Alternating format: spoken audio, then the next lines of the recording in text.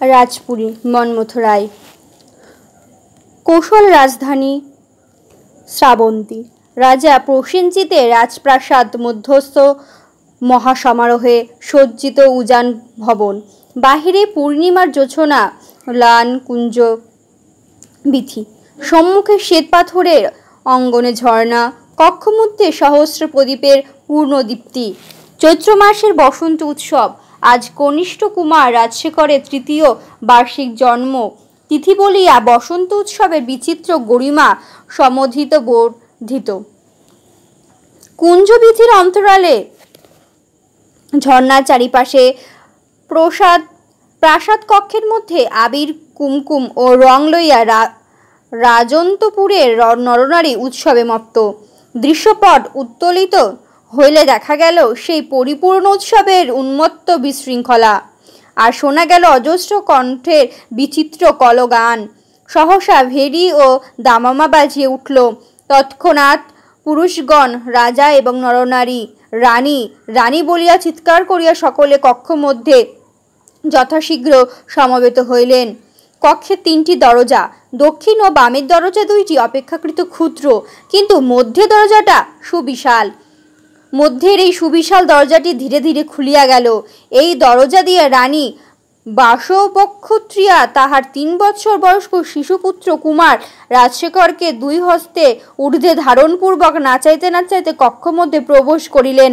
তাহার পশ্চাতে ছিলেন রাজা প্রসেনজিৎ, তাহার হাতে ছিল একটা স্বর্ণ পটকা। রাজা ও রানী কক্ষ মধ্যে প্রবেশ করিতেই তাহাদের এক স্পর্শে পুরুষগণ, অন্য স্পর্শে নারীগণ রঙের পিচকারি হস্তে শ্রেণাবদ্ধ হইয়ে দণ্ডায়মান হইলেন এবং রং ক্রিয়া করিতে করিতে গান করিতে লাগিলেন। গান শেষ হইলে সকলেই আভূমি নত হইয়া রাজারানীকে অভিবাদন করলেন। রাজা 2 হস্ত 2 দিকে প্রসারিত করিয়া দিয়া স্বস্তি স্বস্তি স্বস্তি।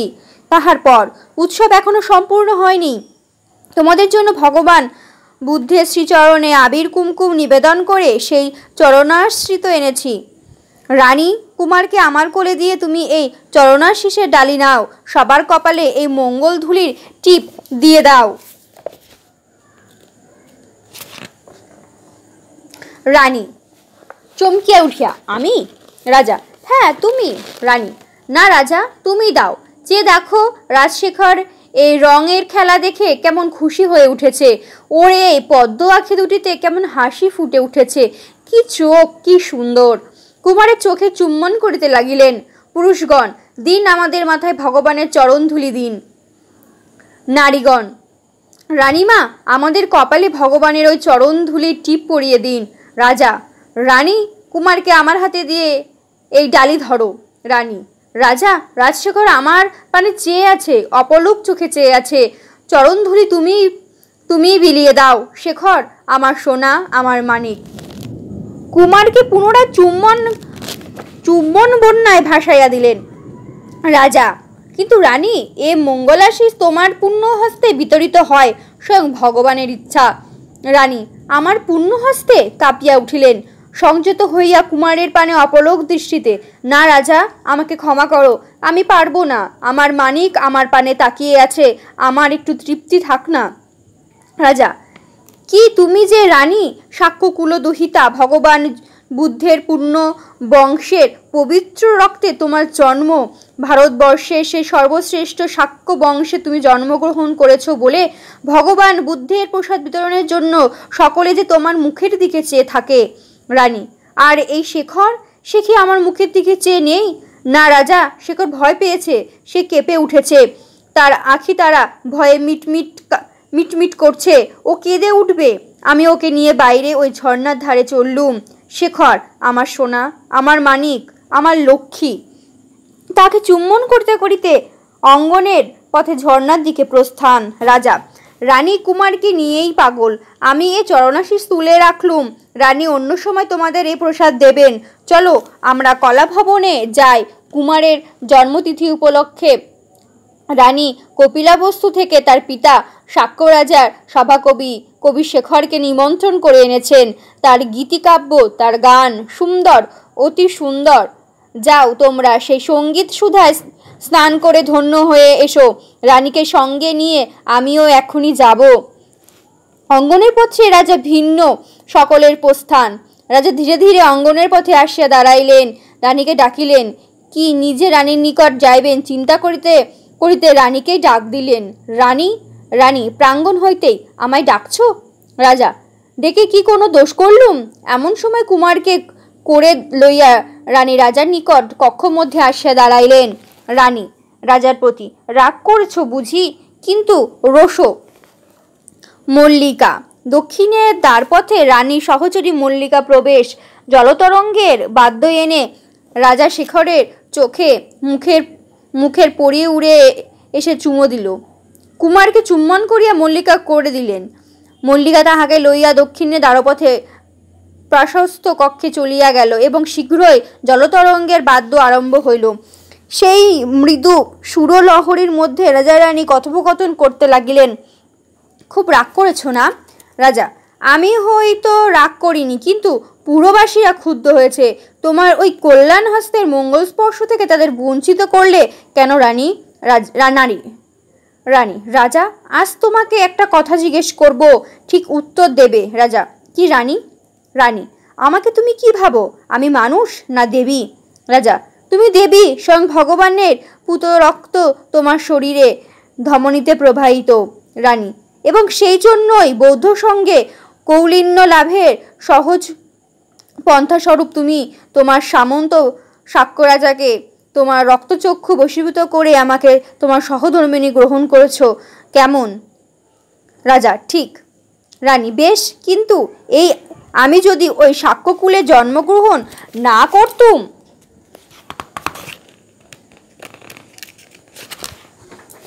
তবে আমার এই সাধারণ রূপসম্পদ নিয়ে এ জীবনে হয়তো তোমার দৃষ্টি আকর্ষণ করতে পারতুম না। রাজা, পদ্ম কি তার নিজের রূপ নিজে উপলব্ধি করতে পারে? রানী, ও উত্তর আর কাউকে ভোলাতে পারো, কিন্তু তোমার সত্যিকার উত্তর আমি বেশ জানি। তবে তোমার এই সংসারে আমার জন্মের ভিত্তিটুকুর ওপরেই আমি দাঁড়িয়ে আছি। সেজন্যই আমি দেবী, সেজন্যই আমি সহধর্মিণী। কিন্তু রাজা, এমনই করে কি আমাকে দূরে ঠেলতে হয়? রাজা, তার অর্থ? রানী, আমাকে কি তুমি শুধু মানুষ বলে ভাবতে পারো না? তুমিও মানুষ, আমিই মানুষ, জন্ম আমাদের যাই হোক না কেন। রাজা, কিন্তু তোমার এই জন্মগৌরবের ওপরে যে বৌদ্ধ সঙ্গে আমার সকল সম্মানের প্রতিষ্ঠা, আজকে সেই পুরনো কথাটি মনে পড়েছে। 16 বছর পূর্বে বৌদ্ধ ভিক্ষুদের সঙ্গে আমি তাদের জন্য আহার্য পাঠাতুম, কিন্তু দেখতুম তারা তার শ্রদ্ধায় গ্রহণ করতেন না। একদিন আমি নিজে স্বয়ং ভগবানের নিকটে গিয়ে কারণ জিজ্ঞাসা করলুম। ভগবান বললেন, বন্ধুত্বের দান ভিন্ন, অন্য দান গ্রহণ করি না। শুনলুম জ্ঞাতিবন্ধুই শ্রেষ্ঠ বন্ধু। রানী, তারপর আমাকে গ্রহণ করে সেই জ্ঞাতিত্ব অর্জন করেছ, কিন্তু রসাতলে যাক সেই সমাজ, যে সমাজ বন্ধুত্ব জ্ঞাতিত্বে চোরাবালির ওপরে নির্ভর করে। রাজা, রানী, তুমি হঠাৎ এমন উত্তেজিত হয়ে উঠছো কেন? রানী, রাজার প্রতি অতি করুণ দৃষ্টিতে চাইয়া, আমি এখন রাত্রিতে ঘুমোতেও যে পারি না রাজা। রাজা, সে আমি দেখেছি, কিন্তু কেন রানী? রানী, আমি ভাবি, সারাক্ষণ ভাবি, আমি ভয় পাই, ইচ্ছা হয়। রাজা, কি ইচ্ছা হয় রানী? রানী, আমি হয়তো পাগল হব কি হয়তো হয়েছি না রাজা। রাজা, তোমার কি ইচ্ছা হয় রানী? রানী, হাসবে না? রাজা, হাসবো কেন? রানী, কাঁদবে না? রাজা, কাঁদবো কেন? ছি রানী। রানী, রাগ করবে না? রাজা রানীর হাত দুখানি ধরিয়া, তোমার কি ইচ্ছা হয় রানী? রানী, অপ্রকৃতস্থ ভাবে আমি আমার এই বসনভূষণ ছিন্ন ছিন্ন করে ফেলবো। রাজা হাসিয়া, আমার এক রাজ্যখণ্ড মূল্য এর চাইতে সহস্রগুণে গরিমায় বসনভূষণ তোমার আমি পরিয়ে দেব। রানী, না রাজা, সেদিন কাশী থেকে যে নর্তকী এলে আমাদের সম্মুখে নৃত্য করেছিল, নৃত্য করতে করতে অসম্ভব হয়ে পড়েছিল, আমি তার সেই অসভ্যতার জন্য তোমার চোখের সম্মুখেই তার মস্তক মুন্ডন করে দিতে আদেশ দিয়েছিলুম, মনে পড়ে? রাজা, হ্যাঁ, তুমি তাকে কিছুতেই ক্ষমা করলে না। রানী নিম্নস্বরে চারিদিকে চাহিয়া, এখন আমার ইচ্ছা হয় আমি তার মতো নাচি, দেহের এই মিথ্যা আবরণে ছিন্ন ভিন্ন করে ফেলি, আত্মার উলঙ্গ মূর্তি নিয়ে তোমার সম্মুখে দাঁড়ায়। রাজা, রাগ করলে? রাজা, রানী, রাজসভায় চলো, তোমার পিত্রালয়ের সভাকবি কবি শেখর এসেছেন, তিনি গান করবেন, হয়তো আমাদের জন্যই অপেক্ষা করছেন। রানী, রাজার মুখে কবি শেখরের নাম শুনিয়া চমকিয়া উঠিয়া তৎক্ষণাৎ আত্মস্মরণপূর্বক সহজ সংযত স্বরে, কবি শেখর? হ্যাঁ, সে আমার নিমন্ত্রণ রক্ষা করেছে, এসেছে না? কিন্তু আমি যে আমার বিরুদ্ধকে প্রতীক্ষা করছি, তারও তো কবি শেখর সঙ্গে শ্রাবন্তীতে ফিরে আসার কথা। রাজা, কুমার বিরুদ্ধক আর কবি শেখর একই সঙ্গে কপিলাবস্ত থেকে রওনা হয়েছিলেন, কিন্তু সৈন্যদলে নদী পার হতে একটু বিলম্ব হওয়াতে যুবরাজের পুরো প্রবেশে একটু বিলম্ব হবে, তবু খুব সম্ভব সে আজ রাত্রিরে এসে পড়বে। রানী, আমি বিরুদ্ধকের সঙ্গে দেখা না করে কোনোখানে যেতে পারবো না। রাজা, এলেই দেখা হবে। রানী, না, কারোর সঙ্গে তার দেখা হওয়ার পূর্বে আমি তার সঙ্গে দেখা করতে চাই। রাজা, বেশ, তাই করো, এখন চলো। রানী, না, আমি যাব না, আমি তার সঙ্গে যাবার আগে গোপনে দেখা করব। রাজা, কেন রানী? রানী হাসিয়া, কৌতূহল, শুধু কৌতূহল।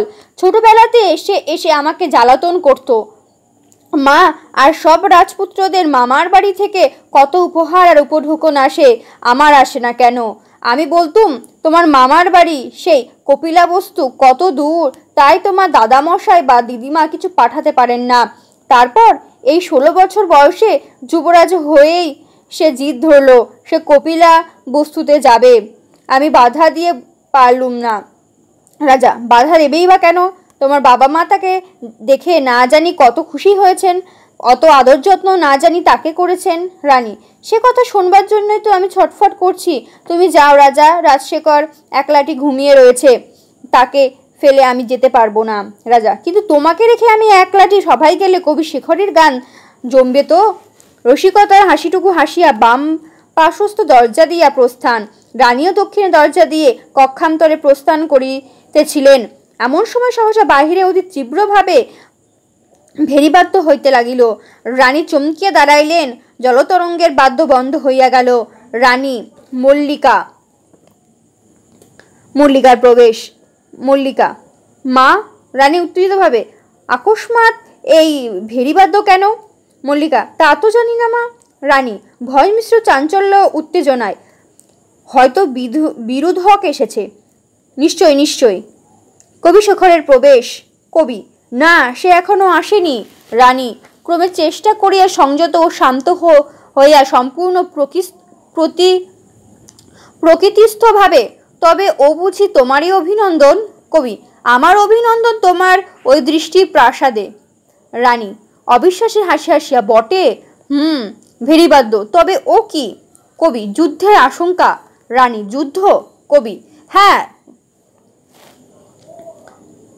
যুদ্ধ। আজ বসন্ত উৎসব আর কুমারের জন্মতিথি উপলক্ষে নগরবাসী প্রমোদমত্ত জেনে গুপ্ত বিদ্রোহ মাথা তুলে দাঁড়াবার খবর পাওয়া গেছে। সেনাপতির এই সংবাদে এইমাত্র রাজা স্বয়ং দুর্গে চলে গেলেন।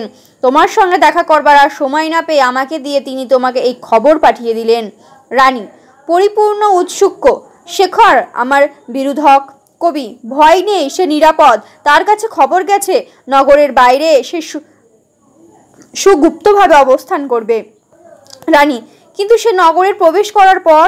কবি, রাজা বলে গেলেন কোনো আশঙ্কা নেই, বিদ্রোহীরা ওই ভেরিবাদ্য রাজধানী সতর্ক রয়েছে বুঝতে পেরে খুব সম্ভব আর আত্মপ্রকাশই করবে না, তুমি নিশ্চয়ই থাকো। রানী দারুণ উত্তেজনায়, সম্মুখে বিরুদ্ধক, তবু আমি নিশ্চিত। কবি, এবার কি শুধু ব্যঙ্গ করতে এসেছো? কবি, কেন রানী? রানী, আমি মাঝে মাঝে বিস্মিত হই তোমার স্পর্ধা দেখে, আবার পরেক্ষণে তোমার ওই চোখের দিকে যেই চাই অমনি মন্ত্রমুগ্ধ হয়ে পড়ি। কবি, আমি তোমাকে রাজার খবর দিতে এসেছিলাম, এইবার তবে কলাভবনে যাই। রানী, দাঁড়াও। কবি, বলো। রানী, কাছে এসো, আরো কাছে এসো। কবি, অনিচ্ছা সত্ত্বেও কাছে আসিয়া বলো। রানী চারিদিকে চাহিয়া নিয়া নিম্ন স্বরে, বিরুদ্ধক কি কিছু জেনে এসেছে? কবি, সে পথ তো তুমি আগে থেকেই রুদ্ধ করে রেখেছিলে, তবু যদি কোনো বিন্দুমাত্র অসাবধানতায়। কবি, না, তা হয়নি, তবে আমি শুনতে পেতুম। রানী, কবি শেখর? কবি, রানী রানী, আর যে আমি পারি না, এ যে অসহ্য। কবি, চলো আমি গান গাইবো, তুমি শুনবে, কিন্তু তার আগে আমার গানখানি শোনো, শুনবে? কবি, গাও। রানী, তোমার সেই কালো পাখিটি ভালো আছে? কবি, কালো পাখি? রানী, তোমার বউ সেই কোকিল? কবি, তার নাম তো কোকিল নয়। রানী, ও তবে তবে হ্যাঁ, কাক না? কবি, তার নাম কাকলি, আমি চললুম। প্রস্থান।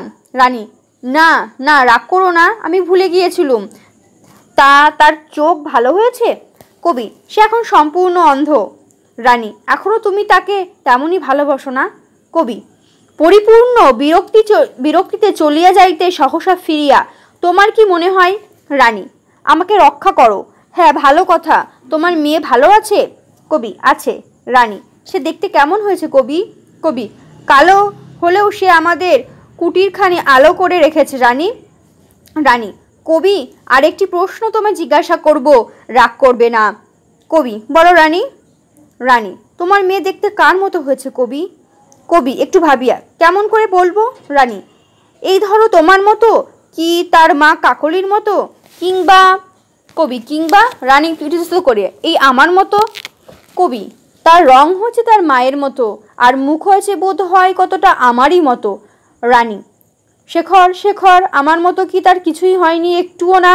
কবি, অপরূপ তোমার রূপ, সে রূপসী নয় হয়নি রানী? রানী, তার চোখ দুটি ঠিক তোমারই মতো হয়েছে না? কবি, বিচিত্র নয়, কিন্তু একরত্তি ওই মেয়েটির ওপর তোমারই বা এত আক্রোশ কেন? রানী, তোমার ওই চোখ, ওই যে অতুল অনুপম, এখন কি ভাবি জানো? কবি, কি ভাবো রানী? রানী, প্রকৃতির প্রতিশোধ। কবি, কি রকম? রানী, আমি তোমার ওই চোখ দুটির পানে অপলক দৃষ্টিতে তাকিয়ে থাকতুম, কিন্তু তুমি আমার পানে ফিরেও তাকাওনি। আজ তোমার ওই কাকলি তার শোধ নিয়েছে। কবি, আজ আর সে পুরনো কথা কেন? রানী, আজ নয় বা কেন, আজ একটা শেষ বোঝাপড়া হয়ে যাক। তোমার ওই চোখ দুটি আমার বড়ই ভালো লাগলো। মনে করে দেখো সেই কিশোর কালের কথা, আমাদের রাজসভায় তুমি গান গাইতে, আমি কখনো নাচতুম, কখনো বা বীণা বাজাতুম। আমার নৃত্যের তালে তালে তোমার গান অগ্নিশিখার মতো খেলতো, আমার সুরের ঝংকার তোমার চোখে মুখে বিদ্যুৎ চমকাতো। কবি, মনে আছে তুমি আমার কণ্ঠে সুর দিয়েছিলে, প্রাণে গান দিয়েছিলে? রানী শ্লেষাত্মক হাসে, দিয়েছিলুম সত্যি, কিন্তু তার চাইতেও তো আরও বেশি কিছু দিতে চেয়েছিলুম। তবে আমার সে বড়মাল্য প্রত্যাখ্যান করলে কেন কবি? তোমার সেই বালিকা বধূ, সেই গ্রাম্যবালা, সেই দৃষ্টিহীনা কালো বউটি, সে কি? কবি, রানী ক্ষমা করো, আমি আসি। প্রস্থান। রানী হঠাৎ আদেশ সূচক স্বরে, না, যেতে পারবে না, দাঁড়াও। কবি চমকিয়া উঠিয়া সবিষয়, এ কি? হ্যাঁ, তুমি রানী, কি আদেশ? রানী, হ্যাঁ, আমি রানীই বটে, কিন্তু এ মণিমুকুট আমি চাইনি। আমি চেয়েছিলাম তোমার ভাঙা ঘরে চাঁদের আলো। আমি তো রাজশক্তির দিব্যদৃষ্টি চাইনি, আমি তোমার ওই পদ্মচক্ষু দৃষ্টিপ্রসাদ চেয়েছিলুম। তুমি বলেছিলে কাকুলি কি মনে করবে। আমি বলেছিলুম কাকুলি যে আকাশের তলে বাস করে, সেই একই আকাশ চাঁদও ওঠে, সূর্য ওঠে না? তুমি বলো, তুমি? কবি, ওঠে, কিন্তু সে ছিল কালো, তার ওপর সে ছিল দৃষ্টিহীনা, তার ওপর সে ছিল শিক্ষাশূন্য। তার এই অনন্ত দৈন্যকে আমি তো একদিনও তার দৈন্য মনে করতে দিইনি। সে তাই পরিপূর্ণ আশ্বাসে আমার ওপর নির্ভর করেছিল। রাজকন্যা তার পাশে এনে দাঁড় করালে সে মনে করত জীবন তার ব্যর্থ। আমি তার রিক্ততা ওই রাজকন্যাকে দিয়ে পূর্ণ করে নিলুম। রানী, হ্যাঁ, তাকে দয়া করে গেলে, কিন্তু আমাকে দয়া করতে তোমার হাত উঠল না। আমিও প্রতিশোধ নিলুম। তারা যখন জোর করে আমার মাথায় কৌশলের রাজমুকুট তুলে দিলে, আমি আপত্তি করলুম না। আজ আমি তো সেই রানী। কবি, কল্পনাতীত সুখেই তো রয়েছ রানী। রানী, সুখে আছি। আর যদি কেউ এই কথা আমার বলতো, আমি স্বহস্তে তার বুকে ছুরি বসিয়ে দিতুম। কবি, এ পক্ষপাত আমার উপর না হয় নাই করলে? রানী, তোমার ওই চোখ, আমি সব ভুলে যাই। বলিয়া যেন লজ্জা পাইলেন। পরে সংযত হইয়া, আমি কি অপ্রকৃতস্থ দেখছি শেখর? কবি, অপ্রকৃতস্থ হবে কেন রানী? রানী, আচ্ছা কবি, আমার এই নতুন রূপে দেখে কি বুঝছো? কবি, তুমি বসন্তের রানী বাসন্তী। রানী, রং লাল হয়েছি না? মুখ, এই রং নয়, এ রক্ত, তাজা রক্ত, টাটকা রক্ত। এ আমার দৈনন্দিন ক্ষরণ। আর কত যুদ্ধ করব, আর কতদিনই বা যুদ্ধে করতে পারি। শেখর, আমায় বাঁচাও, আমাকে নিয়ে পালিয়ে চলো, আমাকে মুক্তি দাও, আমার হাত ধরে নিয়ে বাইরে চলো। কবির প্রতি হস্ত প্রসারণ করিয়া দিলেন কবি বিচলিত হইয়া। কিন্তু রানী, সে যে এখন সম্পূর্ণ অন্ধ। আঘাত যদি সে পায় তবে এখনই সে সব চাইতে বেশি পাবে। রানী করুণ নেত্রে, শেখর। কবি, শোনো রানী, জীবনের পুরনো পাতাগুলি ছিঁড়ে ফেলে নতুন পাতায় নতুন পুঁথি লেখো, শান্তি পাবে, মুক্তি পাবে। রানী, কিন্তু এখন তা সম্পূর্ণ অসম্ভব। না শেখর, আমার এই প্রসারিত হস্ত গ্রহণ করে সত্যের সম্মান রক্ষা করো। কবি, ভুলে যাও রানী, আমাকে ভুলে যাও। রানী, অসম্ভব, অসম্ভব, ভুলে যাওয়া সম্পূর্ণ অসম্ভব। কেমন করে ভুলি? আমার রক্ত মাংসে তুমি জড়িয়ে রয়েছ। আমার এই নগ্ন সত্যকে মিথ্যার আবরণে আর কতদিন ঢেকে রাখতে পারি? কবি, মনে করো আমি মৃত। আর তাও যদি না পারো রানী, ওই হাতে একখানি অস্ত্র এনে দাও, এক্ষুনি আমি আমার মৃত্যুর প্রত্যক্ষ সত্যকে তোমার চোখের সম্মুখে ধরি। রানী কিয়ৎক্ষণ তাহার মুখের দিকে চাহিয়া রহিল। তুমি জানো না, তুমি দেখনি, তাই। কবি, ক্ষণেক অপেক্ষা করো, আমার কুমার হয়তো জেগে উঠে কাঁদবে, আমি তাকে নিয়ে আসি। তুমি তাকে দেখনি না? কবি, দেখতে আর অবসর পেলুম কই রানী। রানী, এই সময় তার ঘুম ভেঙে যায়, আমি এখানেই তাকে নিয়ে আসি। প্রাঙ্গণে সে গান গাইয়া যাইতেছিল, তুমি ততক্ষণ গান শোনো। কবি, ও কে গাইছে রানী? রানী, ও বলে, ও চৈত্ররা রাত্রের উদাসী, দেখো এখন এখানেই আসবে। দক্ষিণের দ্বার দিয়া প্রস্থান। কবি উঠিয়া অঙ্গনের সম্মুখে গেলেন। উদাসী গান গাহিয়া যাইতেছিল, তাহাকে ইঙ্গিতে আহ্বান করিলেন। উদাসী গাইতে গাইতে কক্ষ মধ্যে প্রবেশ করিল। গাইতে গাইতে উদাসী ধীরে ধীরে চলিয়া গেল। কবি বাতাবরণ পার্শ্বে যাইয়া বাহির তাকাইয়া রহিলেন। ক্ষীর পদ সংলগ্ন রানী কুমারকে কোলে লইয়া কবির পশ্চাতে আসিয়া দাঁড়াইলেন। রানী, কবি চমকিয়া উঠিয়া, রানী, বলো দেখি এ কে? কুমারকে কবির সম্মুখে ধরলেন। কবি, তোমার কুমার। রানী, এ তুমি? এই পরিপূর্ণ দিবালোকে এসো। এক হাত দিয়া কবিকে প্রদীপের সম্মুখে টানিয়া আনিলেন। এই আমার সন্তান, কিন্তু এ কার মুখ? রাজার নয়, আমারও নয়, তোমার। এ কার চোখ? রাজার নয়, আমার নয়, তোমার। কার মতো এর রং? রাজার মতো নয়, আমার মতো নয়, ঠিক তোমার মতো। তোমার ওই নাক, তোমার ওই ভ্রু পরিপূর্ণভাবে এই মুখে আত্মপ্রকাশ করছে। তোমার চোখের মধ্যে মণিতে একটি তিল আছে, দেখো এর চোখেও সেটি বাদ যায়নি। কবি দুই হস্তে মুখ ঢাকিয়া, রানী, এ আমি কি দেখছি, এ আমি কি দেখলুম? রানী, দেখলে সত্যের নগ্ন মূর্তি। রাজার সন্তান আমার গর্ভে ছিল, তুমি আমার মনের সকল চিন্তা জুড়েছিলে।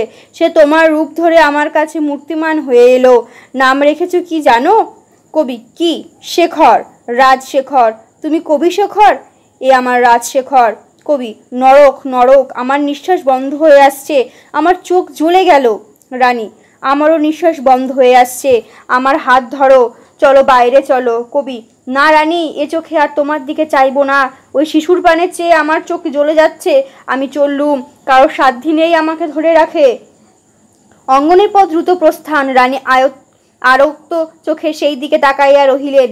পরে দম্ভে বর্ষণ করিতে করিতে পাদচারণা করিতে লাগিলেন। অস্ফুট ধ্বনিতে কি সংকল্প আটিয়া লইলেন। রানী, মল্লিকা। দক্ষিণে দ্বারপথে মল্লিকার প্রবেশ। কুমার। মল্লিকা ক্রোড়ে কুমারকে দিলেন ও তাহাকে চলিয়া যাওয়ার অঙ্গ ইঙ্গিত করলেন। মল্লিকা চলিয়া গেল। দাসী। বামপার্শ্বে দরজা পথে দাসীর প্রবেশ। আমার সেই মুখ কৃতদাস। দাসী চলিয়া গেল। পাদচারণা করিতে করিতে, হ্যাঁ, শুধু তার ওই চোখ দুটি যদি না থাকতো, কি সুন্দর ওই চোখ দুটি! ওই পদ্ম আখির মণি তারা আমার সমস্ত জীবনটাকে মিথ্যা করে দিয়েছে। ওই চোখ দুটি ভেরিবাদ্য, ওই যুদ্ধবাদ্য, প্রতিহিংসার ওই রুদ্ধ আহ্বান। কৃতদাস। বাম পার্শ্বে দরজা দিয়ে বিকট দর্শন। কৃষ্ণবর্ণ মুখ কৃতদাস ছুটিয়া আসিয়া রানীর সম্মুখে সাষ্টাঙ্গ প্রণিপাতে লুণ্ঠিত হইল। প্রচণ্ড শক্তিমান ভীতিব্যঞ্জক অতিকায় তাহার শরীর, এক হস্তে সুদীর্ঘ শানিত ছুরিকা। রানী তাহাকে দেখিয়া কি এক অজ্ঞাত ভয়ে শিউরিয়া উঠিয়া পশ্চাতে সরিয়া গেলেন ও অন্যদিকে মুখ ফেরাইয়া কাঁপিতে কাঁপিতে বলিলেন, না না, প্রয়োজন নেই, আমার দৃষ্টি আড়ালে চলে যাও। কৃতদাস উঠিয়া কিংকর্তব্য বিমূঢ় হইয়া দাঁড়াইয়া রহিলেন।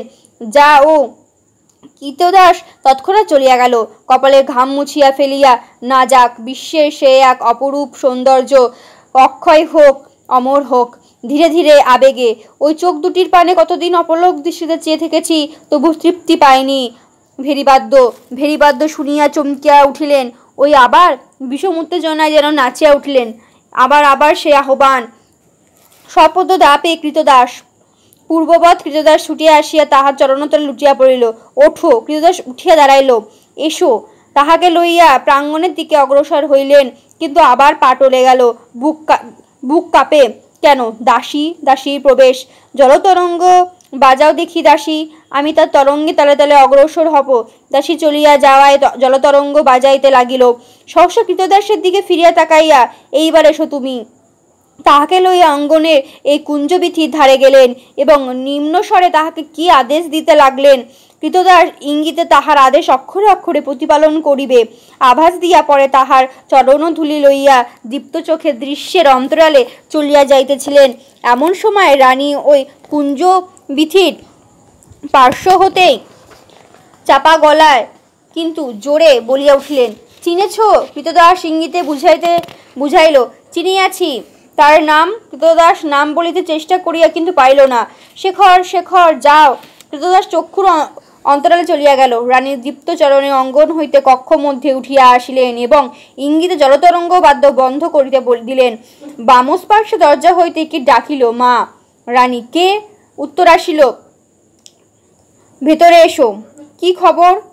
মহারাজ খবর পাঠালেন, বিদ্রোহীদের সঙ্গে রাজসৈন্যের গণ্ডযুদ্ধ আরম্ভ হয়েছে। তিনি আজ রাত্রে দুর্গ যাপন করবেন। রানী, উত্তম, যাও। প্রতিহারী অভিবাদন করিয়া চলিয়া গেল।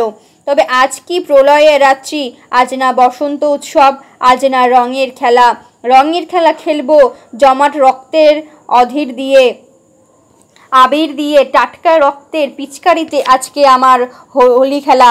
হা হা হা। বিকট হাস্য, কিন্তু পরক্ষণে অঙ্গনে সম্মুখে ঝুঁকিয়া পড়িয়া যাহাকে দেখিলেন তাহাকে দেখিয়া, এ কি, কে তুমি? দুই হাতে মুখ ঢাকিলেন। কবি শেখরের প্রবেশ। কবি, হ্যাঁ আমি। তুমি আমার চোখ চেয়েছ রানী? রানী দুই হাতে মুখ ঢাকিয়া রহিলেন। কবি, যুক্ত আরম্ভ হয়েছে। আমি তোমার এখন থেকে চলে গিয়েছি, খবর পেলুম একদল বিদ্রোহী তোমার এই প্রাসাদ উদ্যানের দিকে গুপ্তভাবে অগ্রসর হচ্ছে। তোমার সতর্ক করতে ছুটে এলুম। এসে দেখি আমার পাশের ওই কুঞ্জবীথিতে তুমি তোমার ও এক কৃতদাসকে আমার এই চোখ দুটি উপড়ে নিতে আদেশ দিচ্ছ। আমি থমকে দাঁড়ালুম, সব শুনলুম, দৃশ্যে তোমাকে শেষ দেখে নিলুম। তারপর তোমাকে কৃতদাস ছুটে চলল, আমার সম্মুখ দিয়ে সে ছুটে গেল। আমাকে দেখলে, কিন্তু আমাকে চিনতে পারলে না। রানী ছুটে আসিয়া কবির হাত দুখানি ধরলে। শেখর, সে তবে তোমায় চেনেনি? কবি, না, সে আমাকে চিনতে পারেনি। রানী, আমি তাকে পূজা করব, আমি তাকে রাজ্য দেব, আমি তাকে আবেগে তার বাক্য স্ফুরণ হইল না। কবি, আমি ভাবলুম সে ভুল করেছে, তাই সেই ভুল ভেঙে দিতে আমিও তার পশ্চাতেই চললুম। গিয়ে কি দেখলাম জানো? রানী, কি দেখলে? কবি, সে তোমারও দক্ষিণের শয়নকক্ষের বাতায়নে উঠেছে। প্রথমে তার উদ্দেশ্য বুঝতে পারলুম না, পরে হঠাৎ মনে পড়ে গেল তার নামও তুমি শেখর রেখেছ।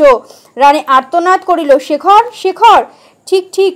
ও হো, তবে আমি কি করলুম? এতক্ষণ বুঝি সব শেষ। মূর্ছিত হইয়া পড়িলেন। কবি, দাসীর প্রবেশ। রানী মূর্ছিত, তার জ্ঞান সঞ্চার করো। দক্ষিণে দ্বারো পথ দিয়া দ্রুত শয়নকক্ষের দিকে প্রস্থান। দাসী জল আনিয়া চোখে জল ও বাতাস করিতে লাগিল। ক্রমে রানীর মূর্ছ ভঙ্গ হইল। রানী, না, সরে যাও, আমার কিছু হয়নি। আমি হোলি খেলছি জমাট রক্তের আবির দিয়ে, টাটকা রক্তের পিচকারিতে। আজকে আমার বসন্ত উৎসব। পিপাসা, বড় পিপাসা, রক্তের জন্য আমার জিহ্বা লকলক করছে। দাসী জল দিয়ে পানপাত্র সম্মুখে ধরিয়া, এ কি জল না রক্ত? হোক রক্ত, আমি খাবো। জল পান করিলেন। বাঁচলাম। যাও দাসী, আমার বিরক্ত করো না, আমি সম্পূর্ণ সুস্থ, আমি নাচতে পারি। থিয়া তাথই, আমি হাসতে পারি, হা হা। ক্ষণিকের দ্বারে মল্লিকার প্রবেশ। মল্লিকা, দাসী দাসী কি ঠাকুরন? রানী মূর্ছা ভঙ্গে উঠিয়া বসিলেন। মল্লিকার স্বর শুনিয়া উঠিয়া দাঁড়াইলেন। সে একদৃষ্টে মল্লিকা পানে তাকাইয়া রহিলেন। মল্লিকা, আমি কি এখন রানীমার সম্মুখে আসতে পারি? রানী অন্যদিকে মুখ ফিরাইয়া সভায়, না না, কখনো না। মল্লিকার প্রতি এক হস্ত প্রসারিত করিয়া দিয়া অন্য হস্তে তাহার চোখ মুখ আবৃত করিলেন। মল্লিকা, কিন্তু না এসে যে পারি না মা। রানী তদ্রূপ অবস্থায় দূর হও তুমি। মল্লিকা, আমি তাকে নিয়ে এসেছি। রানী বাতায়ন পার্শ্বে যাইয়া বাহিরে তাকাইলেন। দাসী, শুনে যা। দাসী নিকটে আসিল। শোন, কানে কানে কি কহিলেন। দাসী মল্লিকার পাশে যাইয়া দরজা পথে উকি দিয়া কি দেখিল ও পরক্ষণে রানীর নিকট ছুটিয়া গেল পরিপূর্ণ ব্যাকুলতায়। কে ও দাসী? দাসী, শেখর। রানী রাগিয়া উঠিয়া সদর পড়ে, কোন শেখর? দাসী, কুমার। রানী তার চোখের দিকে চেয়েছিল। দাসী, হ্যাঁ, সেই পদচক্ষু অঘরে নিদ্রা যাচ্ছে। রানী ছুটিয়া মল্লিকাকে ঠেলিয়া ফেলিয়া ভেতরে হইতে কুমারকে তুলিয়া আনিয়া তাহার চক্ষু চুম্বন বন্যায় ভাসাইয়াতে লাগিলেন। মল্লিকা রানীর সম্মুখে আসিয়া, ওকে দাসীর কোলে দিন, দাসী ওকে ঘুম পাড়িয়ে রাখুক, বাইরের ওই ভেরিবাদ্য কুমার ভয় পাবেন। রানী, যাও যাও মানিক, দাসীর কোলে ঘুমিয়ে পড়ো। দাসীর হস্তে কুমারকে দিলেন। দাসী কুমারকে লইয়া দক্ষিণের দ্বার দিয়ে চলিয়া গেল। কিন্তু মল্লিকা একটা কথা জিজ্ঞাসা করতে শিউরে উঠছি। মল্লিকা, কি কথা বলুন। রানী সভায় অতি সম্পর্পণে, সে কোথায়? মল্লিকা, কে? রানী, কবি শেখর। মল্লিকা, তিনি দেশে চলে গেছেন। রানী, চলে গেছে? মল্লিকা, হ্যাঁ, আপনাকে তার জন্মের মতো বিদায় জানিয়ে চলে গেছে। রানী ঘৃণায় হয়তো দেখাটি পর্যন্ত করে গেল না। না মল্লিকা, ও কথা বলবেন না মা, তিনি দেবতা, আপনার পাপ হবে।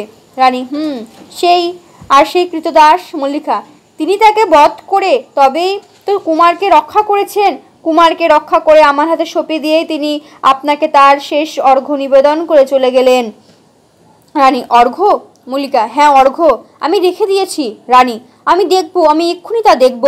মল্লিকা, আসুন।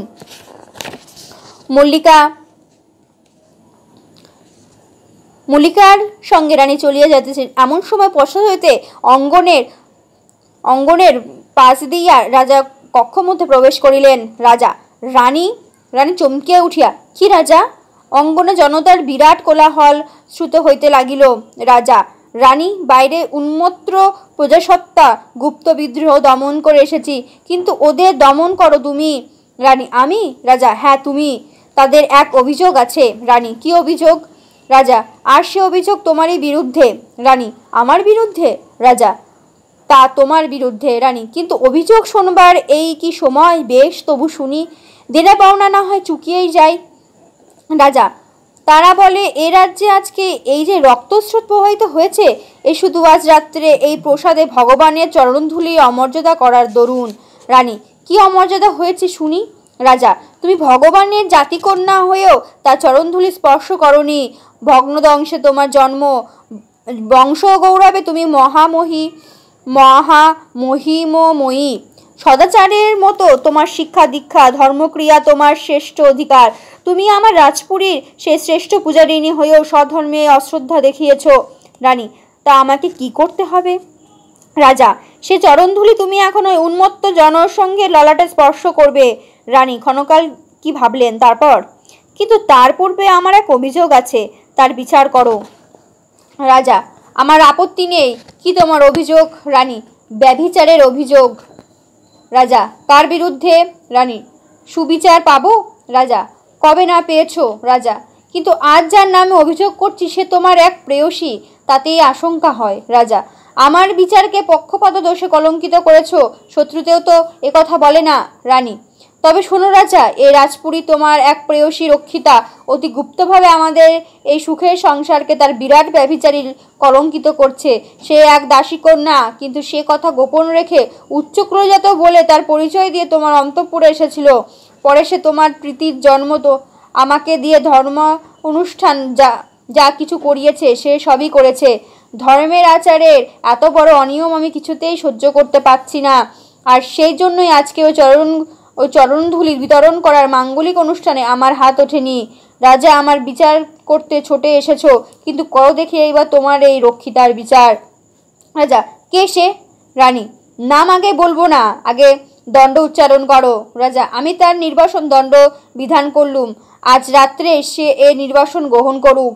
রানী, রাজবিধান জয়যুক্ত হোক, আমি এখনই এগিয়ে তাকে এই দণ্ড জ্ঞাপন করে আসি। প্রস্থায়মান রাজা, কিন্তু প্রজাসঙ্গ ভগবানের চরণধূলির যেন উন্মুক্ত হয়ে উঠেছে। রানী, আগে রাজপুরী পবিত্র হোক, শুদ্ধ হোক, সত্য হোক, তারপর দক্ষিণ দ্বার দিয়া প্রস্থান। বাইরে প্রজাসঙ্গ ভগবানের চরণধূলি বলিয়া কোলাহল করিতে লাগিল। রাজা একটি আলো লইয়া বাতায়ন স্পর্শে যাইয়া আলোটি নিজের সম্মুখে ধরিয়া প্রজাগণ রাজা রাজা রাজা চুপ চুপ, সকলে চুপ করো, শোনো ইত্যাদি। রাজা, প্রজাদের জন্য আরেকটু অপেক্ষা করো। প্রজাসংঘ, কেন?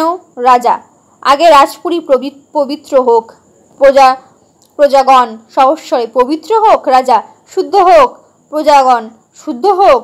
রাজা, সত্য হোক। প্রজা, সত্য হোক। রাজা, তোমরা রাজপ্রাসাদের সম্মুখে গিয়ে অপেক্ষা করো, আমি রানীকে নিয়ে যাচ্ছি। বুদ্ধের জয় হোক, ধর্মের জয় হোক, সংঘের জয় হোক। প্রজাসংঘ, যুদ্ধং শরণং গচ্ছামি, ধর্মং শরণং গচ্ছামি, সংঘং শরণং গচ্ছামি। জয়ধ্বনি করিতে করিতে দৃশ্যের অন্তরালে প্রস্থান।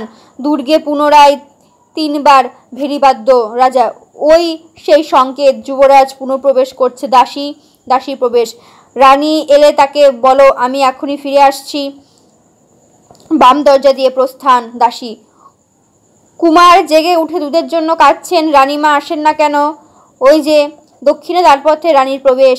এক মনে অতি সন্তর্পণে তাহার হস্তসিদ্ধ স্বর্ণ পেটকায় কি দেখে দেখে আসিতেছিলেন। পার্শ্বে মল্লিকা তাহাকে ধরিয়া লইয়া আসিতেছিল। রানী পেটিকা হইতে দৃষ্টি আকর্ষিত না করে, এই তার অর্ঘ্য? মল্লিকা, হ্যাঁ, এই তার অর্ঘ্য। রানী মল্লিকার মুখের দিকে তীক্ষ্ণ দৃষ্টিতে চাহিয়া, পদ্মফুল না? মল্লিকা নীরব রহিল। রানী, এই পদ্ম দুটি আমি ওপরে নিতে চেয়েছিলুম, পারিনি, আজ সে তা আমাকে স্বেচ্ছায় দিয়ে গেছে। কেন কেন মল্লিকা? মল্লিকা, জানি না মা।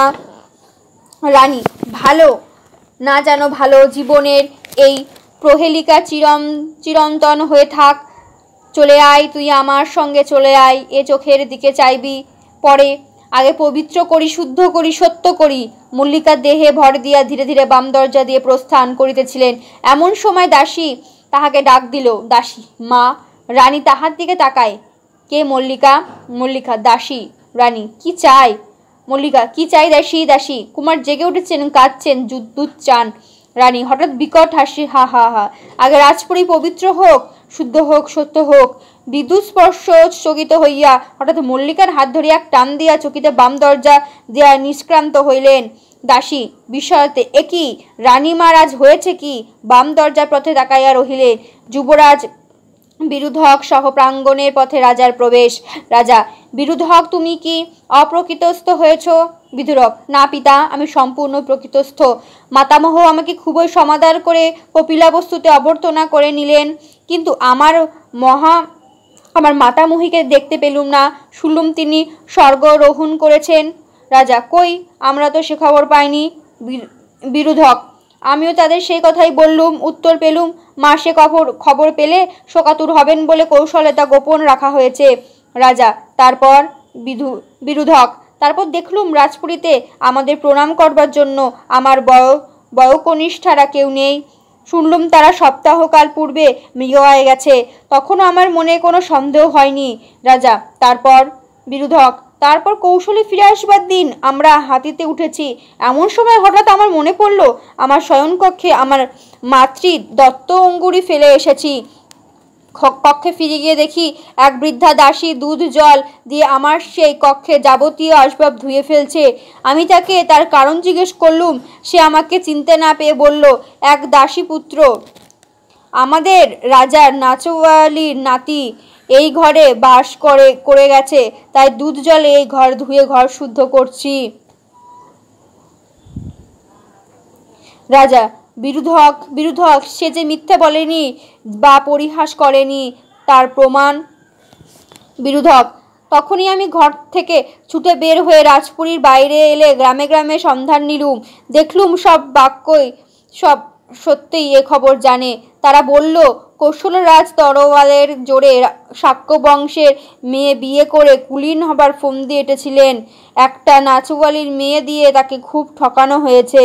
রাজা, এত দূর? বিরুধক, আমিও তখনই তরবারি স্পর্শ করে প্রতিজ্ঞা করলুম, ওই দুধ জল আমি শাক্যদের রক্ত দিয়ে ধুয়ে ফেলবো। মিথ্যাবাদী শঠদের রক্ত দিয়ে ওই মিথ্যেপুরীকে সত্য আবার শুদ্ধ করব। রাজা, কিন্তু আমি ভাবছি রানীর কথা। মিথ্যা মূর্তিমতী হয়ে একদিন নয়, দুদিন নয়, 16টি বছর আমার চোখে ধুলি দিয়ে আছে। অথচ আজ এক্ষুনি একটি পুরো নারীর বিরুদ্ধে সে ঠিক এমনই এক অভিযোগ এনে নিজে তাকে নির্বাসন দণ্ড দিতে গেছে। স্পর্ধা তার। দাসী কোথায়, সে ডাকো তাকে। বাম দরজা দিয়ে দাসীর প্রবেশ। বিরুধক, ওই নির্বাসন দণ্ড তাকে দিন, আজই, এই মুহূর্তে। রাজা, অবশ্য দেব। বিরুধক, অন্য সাক্ষ্যদের ভার নিলুম আমি। জানেন পিতা, পুরু প্রবেশ করেই আমি সেই ষটকুলো চূড়ামণি সাক্ষ্যমণি বুদ্ধের আশ্রমে সাক্ষ্যের রক্তে ভাসিয়ে দিয়ে আদেশ দিয়ে এসেছি। হত্যাকাণ্ড হয়তো এতক্ষণ আরম্ভ হয়েছে। রাজা, না, সে কি করেছ? ভগবান যে স্বয়ং সাক্ষ্য। বিরুধক, তার ছিন্ন মস্তক আমি আজ রাত্রেই স্বর্ণপাত্রে নিয়ে আসতে আদেশ করেছি। রাজা, না, সে হয় না, সে হবে না। বিরুধক, অবশ্য হবে, সেই হবে আমার প্রথম গৌরব। রাজা, আগে রানীর নির্বাসন দণ্ড ব্যবস্থা করো রাজপুত্র, তারপর। বাম দরজা পথে মল্লিকার প্রবেশ। এই যে মল্লিকা, রানী কোথায়, শীঘ্র বল। মল্লিকা, তিনি রাজপুরী থেকে নির্বাসন দণ্ড গ্রহণ করে শ্রী বুদ্ধের আশ্রমে চির প্রস্থান করেছেন। রাজা, আমি তো এখানে, তার ওপর সে দণ্ডবিধান করেনি। মল্লিকা, আপনি বহু পূর্বে স্বয়ং তাকে সে দণ্ড দান করেছেন। রাজা, কি রকম? মল্লিকা, তিনি আপনার নিকট এক পুরনারীর বিরুদ্ধে ব্যভিচারীর অভিযোগ আনয়ন করেছিলেন। রাজা, তবে সে পুরনারী রানী স্বয়ং? মল্লিকা নীরব রহিলেন। এখন বুঝেছি কি নিদারুণ ঝড় এই 16টি বছর তার ওপর দিয়ে বয়ে গেছে। বিরুধক, সে শেষে রাত্রে ঘুমোতেও পারত না। আমি আজ বুঝতে পারছি তার সে অন্তর্যুদ্ধের তীব্রতা। কিন্তু সে যুদ্ধে শেষকালে জয়লাভ করেছিল। বিরুধক, আর আমার ক্ষোভ নেই, আমি তাকে ক্ষমা করতে পারবো। বিদুরক, নিজের বিরুদ্ধে নিজে অভিযোগ এনে স্বেচ্ছায় নির্বাসন দণ্ড গ্রহণ করেছেন। পিতা, আমি আশ্রমে চললুম। আমার সেই সত্য কুলজাতা, সেই সত্যশ্রী মাকে ফিরিয়ে এনে তাকে তার সে রাজলক্ষ্মীর আসনে পুনঃপ্রতিষ্ঠা করব। অঙ্গনে দ্বার পথে প্রতিহারীর প্রবেশ। কি সংবাদ? প্রতিহারী, অভিমান যাত্রে যুবরাজ এক দেহরক্ষী স্বর্ণপাত্রে এক ছিন্ন মস্তক নিয়ে যুবরাজের দর্শন প্রার্থী। বিরুধক, হা, সেই সাক্ষ্যমণির ছিন্ন মস্তক, যাও, অবিলম্বে তাকে এখানে উপস্থিত করো। সহসা ঝড় উঠিল, আকাশে বিদ্যুৎ চমকে হতে লাগিল। রাজা, বিরুধক, ঝড় উঠেছে, এ তো প্রলয়ের কালবৈশাখী নয়, ওই বিদ্যুৎ চমকাচ্ছে। ওই প্রাঙ্গণে বজ্রপাত হইল। চোখ বুজিয়া কানে হাত দিয়া বসিয়া পড়িলেন। দেহরক্ষীর প্রবেশ। হাতে তাহার এক স্বর্ণ থালা, তাহার ওপর এক ছিন্ন মস্তক। আকাশ ঘন ঘন বিদ্যুৎ চমকাইতে লাগিল। বিরুধক বিদ্যুৎ আলোকে সুতীব্র দীপ্তিতে সে ছিন্ন মস্তক দেখিয়া চিৎকার করে উঠিলেন, এ কি মা, আমার মা! দুই হস্তে মুখ ঢাকিয়া পিছাইয়া আসিলেন। দেহরক্ষী, আশ্রমের প্রথম হত্যা। বিরুধক, আশ্রমের শেষ হত্যা? মা সেই ছিন্ন মস্তকের ওপর আছড়াইয়া পড়িলেন। সম্মুখে পুনরায় বজ্রপাত হইল। শিক কাবাব। বনফুল। প্রকাণ্ড একটি হলঘর, ছাদ পাকা নয়, খাপড়ার চাল। একটি বড় বর্গা ঘরের এক প্রান্ত হইতে আর এক প্রান্ত পর্যন্ত চলিয়া গিয়াছে দেখা যাইতেছে। পর্দা টাঙাইয়া হলটিকে দুই ভাগে ভাগ করা হয়েছে। পর্দা একটি নয়, দুইটি পাশাপাশি টাঙানো আছে। পর্দার ওপরে কি আছে তাহা দেখা যাইতেছে না বটে, কিন্তু উভয় পর্দার সন্ধিস্থল ফাঁক করিয়া দিলে স্পষ্ট দেখা যাইবে। ঘরের দুই দিকে দুইটি দরজা আছে। ঘরের মাঝামাঝি একটি গোল টেবিল এবং দেয়াল ঘাসিয়া ছোট লম্বা গাছের আর একটি টেবিল রইয়াছে।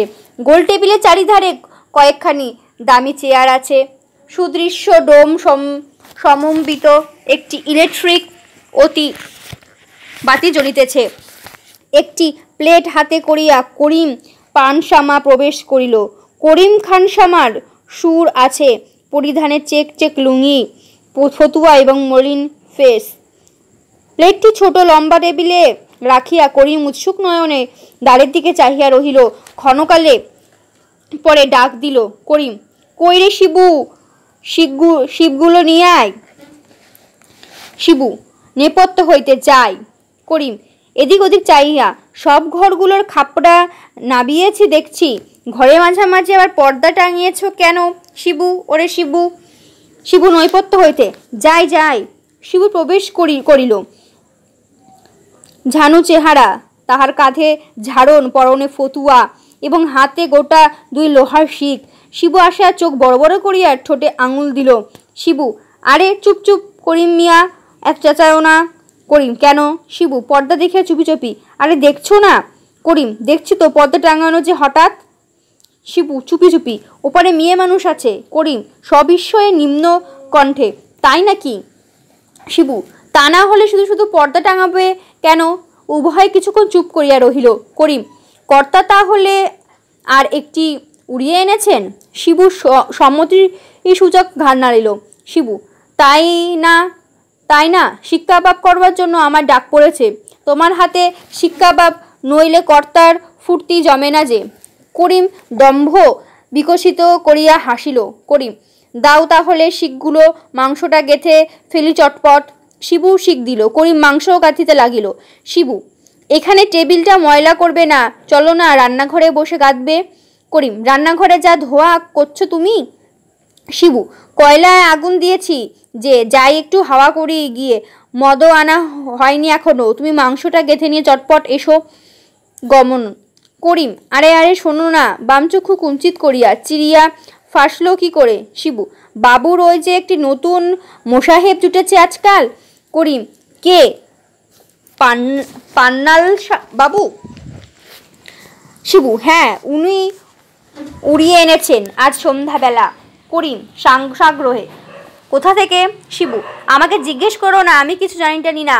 করিম, তুমি বাবা পুরনো গুঘু, তুমি জানো না?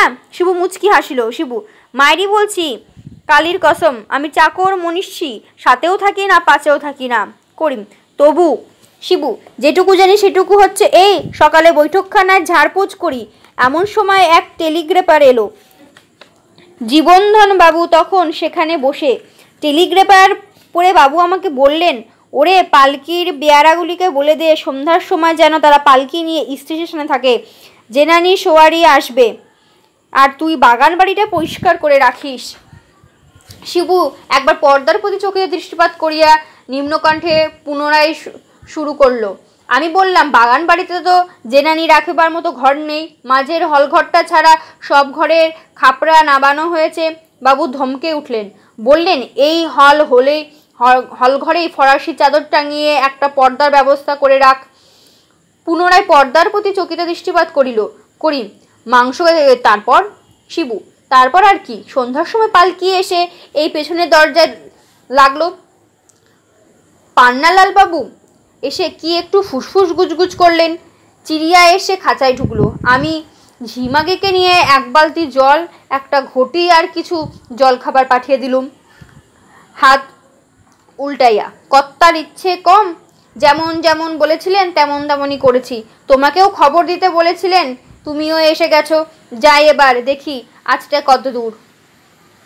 গমন। করি, আরে দাঁড়াও, আসল খবরটা তো বললেই না। শিব সবিস্ময়, আবার কি? যা জানি তা তো বললাম। করি ভ্রুনাচায়া, মানে চিড়িয়াটি কিরকম, বুলবুল না ছাতারে? শিবু মাথা নাড়া, জানি না ভাই। করি অবিশ্বাস ভাবে, আরে যাও। শিবু, সত্যি বলছি, কালির কসম, তবে পর্দার ব্যাপারে দেখে মনে হচ্ছে বাগদি কাওয়া নয়, ভদ্রলোকের মেয়ে। করিম লুব্ধ আগ্রহে, বলো কি? শিবু, তাই তো মনে হচ্ছে। ভুট্টা নামক বালক বৃত্ত প্রবেশ করিল। ভুট্টা, এই পেঁপে বাটাটা মাংসে পড়েনি। করিম, সে কি, কোথায় ছিল ওটা এতক্ষণ? ভুট্টা, রান্নাঘরের কোণের দিকটাই ছিল। করিম, একটা শিক তো গাথা হয়ে গেছে, আচ্ছা দে, বাকি মাংসটা মিশিয়ে দিল। শিবু, তুই উনুনটা হাওয়া কর গিয়ে, আমি যাচ্ছি। ভুট্টা চলিয়া গেল। করিম, বাগদি হোক কাওড়ায় হোক, আর ভদ্রলোকই হোক, শেষ পর্যন্ত তো আমাদেরই ভোগেই লাগবে। হঠাৎ ক্যাক ক্যাক করিয়া হাসিয়া উঠিল শিবু নিম্ন কণ্ঠে। আরে চুপ চুপ, শুনতে পাবে যে, পাশেই রয়েছে। পর্দার ওপর সে চেয়ার সরানোর শব্দ পাওয়া গেল। উভয় সেদিকে চকচকিত দৃষ্টি নিক্ষেপ করিল। কিছুক্ষণ চুপচাপ। করিম, নিস্তারিণীটাকে আজকাল দেখলে কিন্তু কষ্ট হয়। দেখছো ইদানিং তাকে তুমি? শিবু, দেখেছি। করিম, গায়ে চাকা চাকা কি বেরিয়েছে বলো দেখি। শিবু নির্বিকার ভাবে, কি আবার কুট? করিম, কেওয়ার মেয়ে হলে কি হয়, রূপ ছিল বটে এককালে। প্রথম বাবুর কাছে যখন এলো, ওরে বাবা রে, চোখ ঝলসানো রূপ। শিবু, হলে কি হয়, শেষ পর্যন্ত যে ওরা গিয়ে ব্যবসা খুলে, ব্যবসা যাহাতক খুলেছে কি মরেছে। করিম, কি করব বলো, বাবু তো আর চিরকাল পোষে না, পেট চালাতে হবে বেচারিদের।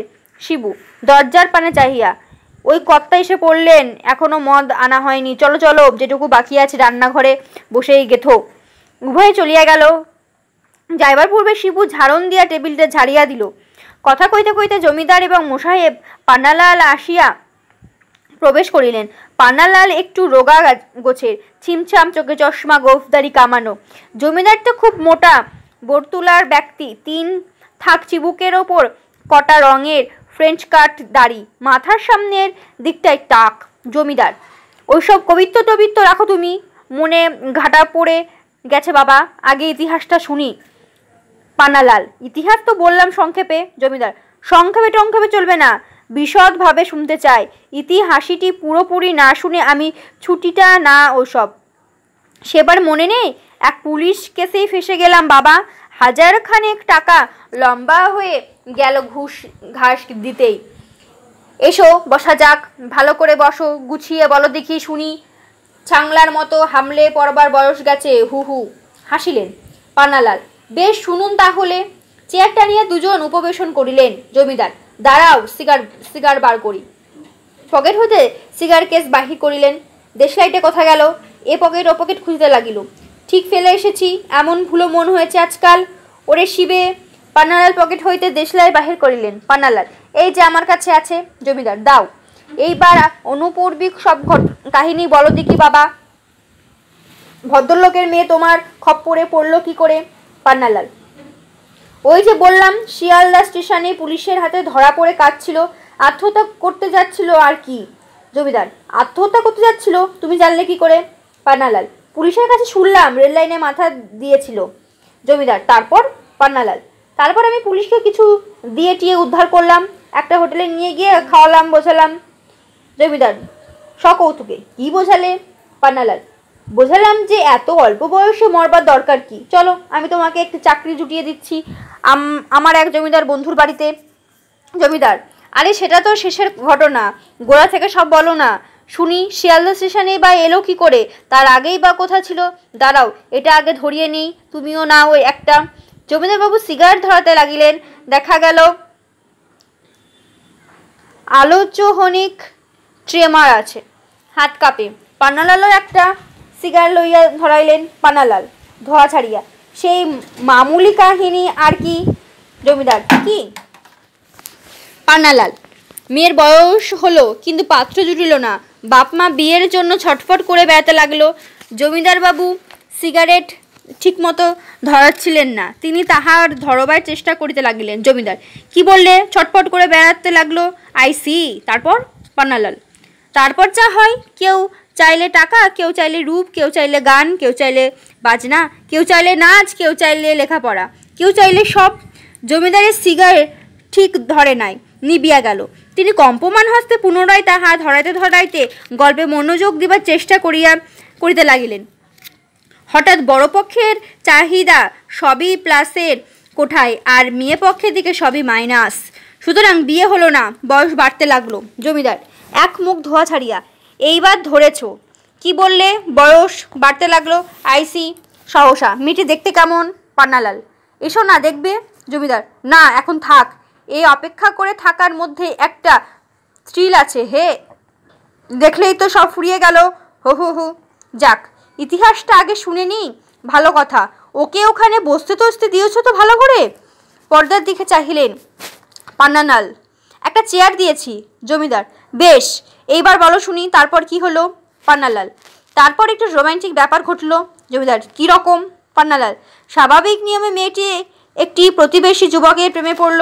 জমিদার হাসিলেন, হু হু হু। পান্নালাল, তারপরে কিন্তু হলো মুশকিল, মনে মিলল কিন্তু যাতে মিলল না। জমিদার বাবু একথার অত্যন্ত পুলকিত হইয়া উঠিলেন। হাস্যবেগ দমন করিয়া চেষ্টা করিয়া কৃতকার্য হইতে পারিলেন না। এ হে হে হে করিয়া উচ্চকণ্ঠে হাসিয়া ফাটিয়া পড়িলেন। শিবু এক বোতল হুইস্কি ও কয়েকটি গ্লাস লম্বা টেবিলটাতে রাখিয়া গেল। জমিদার সিগারেট ঝাড়িয়া, বেডে বলেছ কথা হে, মনে মিলল কিন্তু যাতে মিলল না।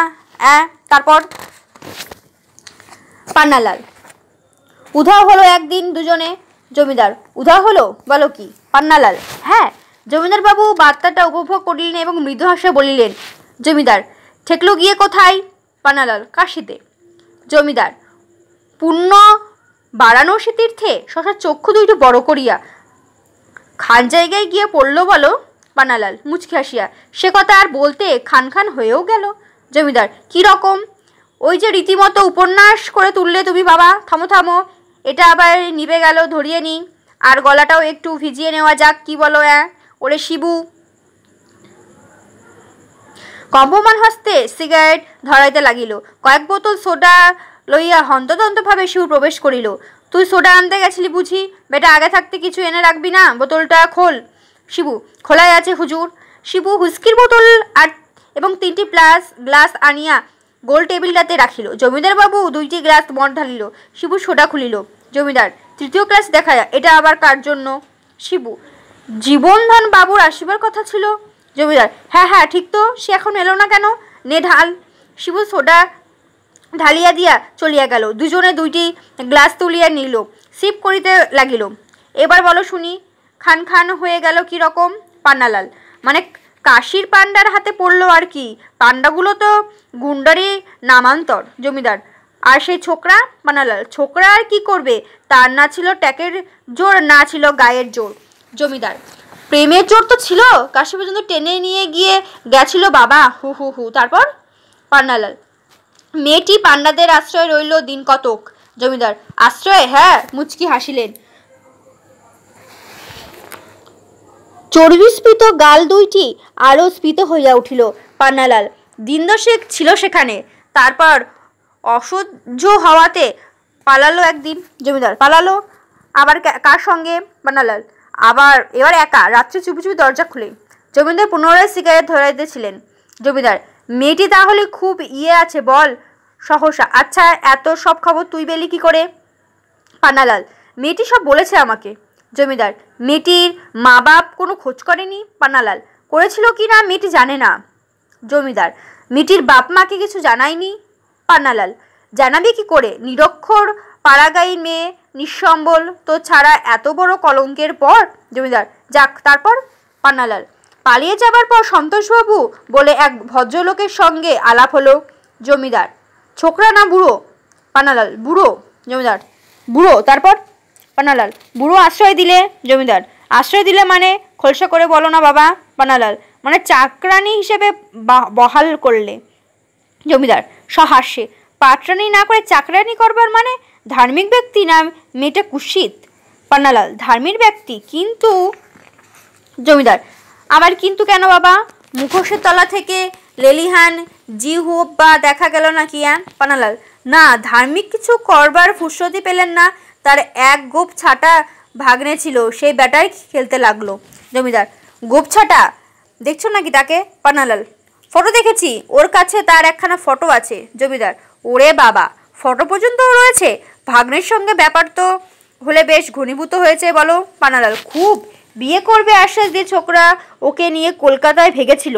জমিদার চক্ষু বিস্ফোরণ করিয়া, বটে? তারপর? সহসা, ওরে শিবু। পদ্মার উপরে খট করিয়া একটা শব্দ হলো। শিবু আসিয়া প্রবেশ করিল। শিবু, কি বলছেন হুজুর? জমিদার, শিব কাবাব কত দূর? শিবু, আগে দেখি, চলিয়া গেল। জমিদার, জীবন ধনের এখনো পর্যন্ত কোনো পাত্তা নেই কেন বুঝতে পারছি না। মেয়ে মানুষের গন্ধ পেয়েছে, আর এতক্ষণ আসা উচিত ছিল। পান্নালাল, জীবন ধন জানে না কি? জমিদার, জানে বই কি। তোমার টেলিগ্রাম যখন এলো তখন তো সে আমার কাছে বসে ঝানু লোক মালটাল টানতে গেছে বোধ হয়। আসবে ঠিক, সে থাকলে আরও জমতো। তারপর কি হলো?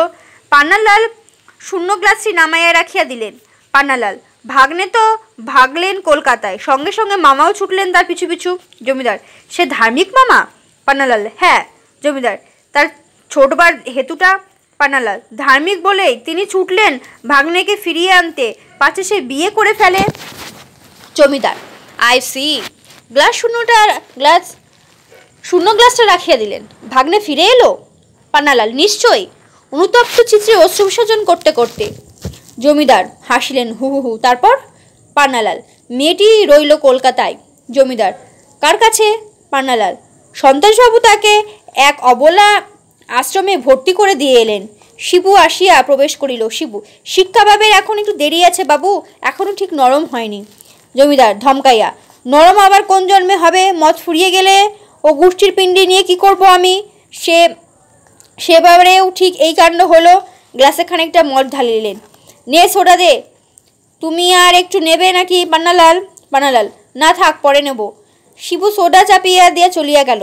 জমিদার, বেশ বড্ড এক চুমুক পান করিয়া, হ্যাঁ তারপর? অবলা আশ্রমে ভর্তি করে দিলে, তারপর? পান্নালাল সিগারেট ধরাইলেন। পান্নালাল, তারপর আর কি?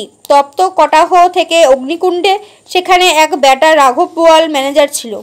জমিদার মদ সিপ করতেছিলেন। একথা শুনিয়া আনন্দে বিষম খাইলেন। জমিদার, হে হে হে। রাঘব বোয়াল, হে হে। বেড়া উপমাটা দিয়েছে তো হে না চিবিয়ে গেলে।